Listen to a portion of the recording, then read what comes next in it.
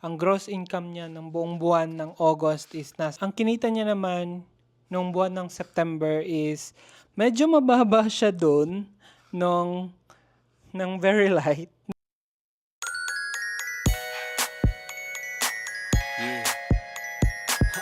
Hi guys, welcome back to my YouTube channel, BD here, and hello again. Ano ba naman tong vlog ko pa, wala. But anyway guys, I'm sorry kung hindi ako naka-upload ng ilang araw kasi I was busy and medyo nasa baking era tayo ngayon. So nabibisi tayo mag-bake ng mag-bake. Oh my God! Wow! So, yun, but hindi tayo mag-uusap about baking today. Ang pag-uusapan natin is about paycheck. So, magpi-paycheck reveal tayo. Again, guys, disclaimer lang, hindi ko paycheck to, paycheck ng kaibigan ko to na kasabayan ko rin nag-travel. Same kami ng service, nasa CVOR din siya, or cardiovascular OR. Siya naman ay nasa state ng saan niya ba siya? Wait, saan niya ba siya?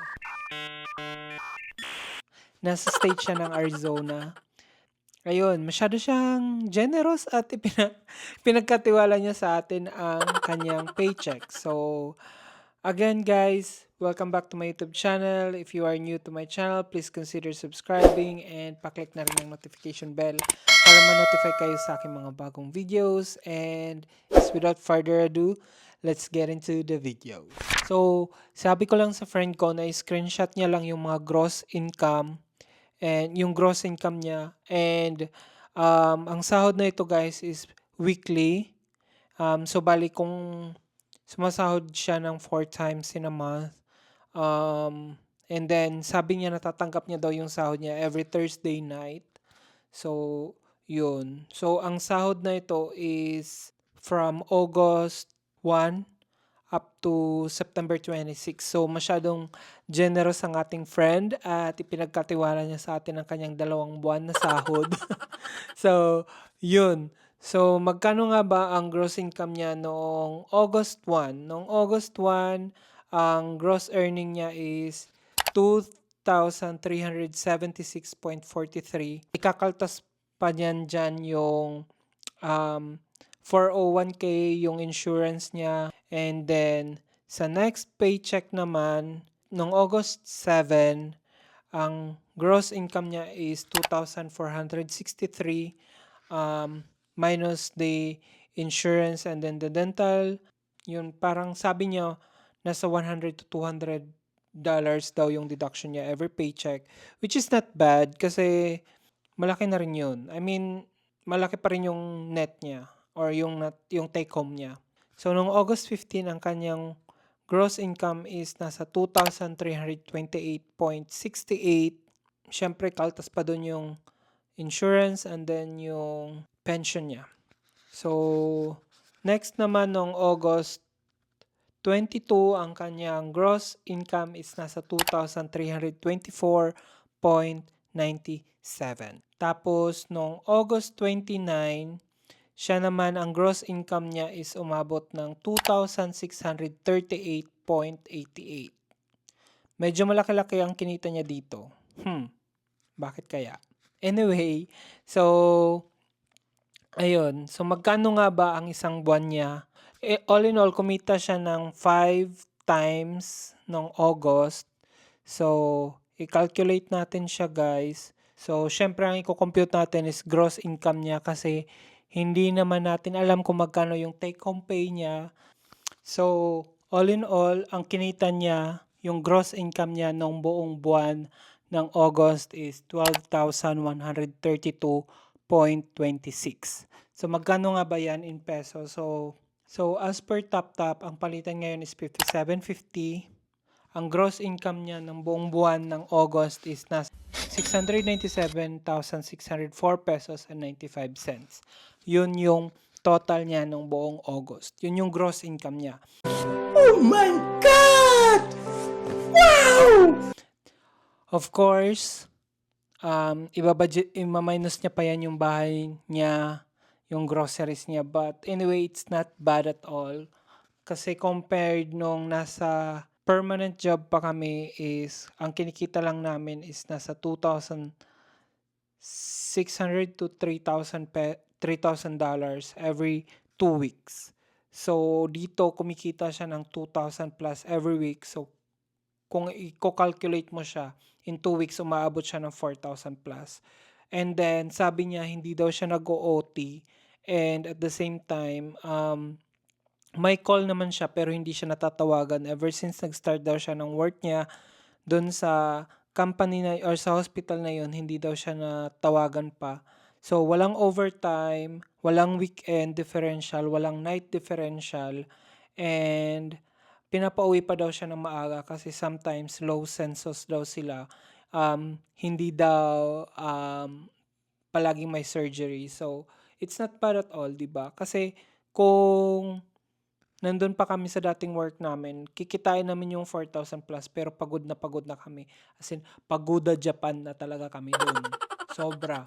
Kasi, syempre, kailangan namin mag-overtime, kailangan ng call, pero yung rate namin is parang the same lang, pero yung pagod namin is magkaiba.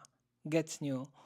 So, next naman na paycheck na ating anuhin, i-discuss ay ang sahod niya noong September, nung nakarang buwan. So, noong September, 4 na beses din siyang sumahod.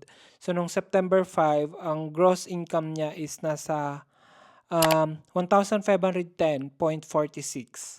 1,510.46. Guys, maliit siya. Okay. Compare natin siya doon sa sinahod niya noong August. Maliit siya. Bakit? Tinanong ko siya. Ang sabi niya, isang araw lang siyang pumasok kasi although sabi niya yung pasok niya is 4 times a week, isang beses lang daw siya pumasok kasi yung 3 days daw is low census. Wala daw sila masyadong surgery nung mga araw na yon. So, isang beses lang siya pumasok, guys. Pero ang sinahod niya is 1,510. Di ba malaki pa rin siya? Ang 1,510, guys, andun yung stipend niya which is non-taxable. Hindi ko alam kung magkano ang stipend niya doon pero yun. Pero at least, isang beses lang siyang pumasok pero kumita pa rin siya ng 1,510. Maganda pa rin, di ba? Hindi siya lugi. And then, noong September 12, kumita naman siya ng 2,381.64. So, yan yung gross income niya. So, ngayon naman, balik sa dati, kumikita na ulit siya ng malaki kasi pumapasok na ulit siya ng 4 times a week. Noong September 19, so, magkano ang kinita niya? Nasa 2,343.23 naman. So, malaki ulit. And then, noong September 26, ang kinita niya naman na gross income is nasa 2,332.46. Which is not bad, guys. Diba? Hindi masama kasi malaki pa rin. And then, magkano nga ba ang kinita niya ng buong buwan ng September ng gross income niya? Tapos i-convert natin sa peso. Ang kinita niya naman nung buwan ng September is medyo mababa siya doon nung very light nung August. Compare nung August na sahod niya, ang sinahod niya ngayong buwan is nasa 8,567.79 and convert natin siya sa peso 57.5 times 57.70. Yun naman ay nasa 492,647 which is hindi na rin masama compared sa compared dun sa previous work niya. Ang nakaganda lang dito, guys, is every week yung sahuran and then hindi niya kailangan mag-overtime. Sabi niya nga sa akin, nakukwento niya na parang mas nagkaroon siya ng work-life balance nung naging travel nurse siya.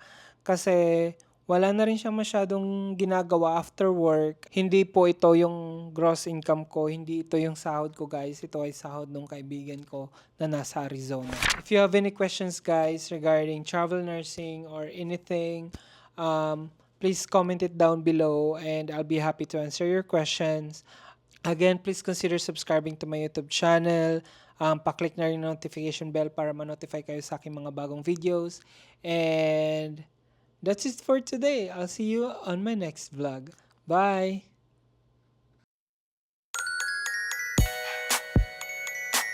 Yeah.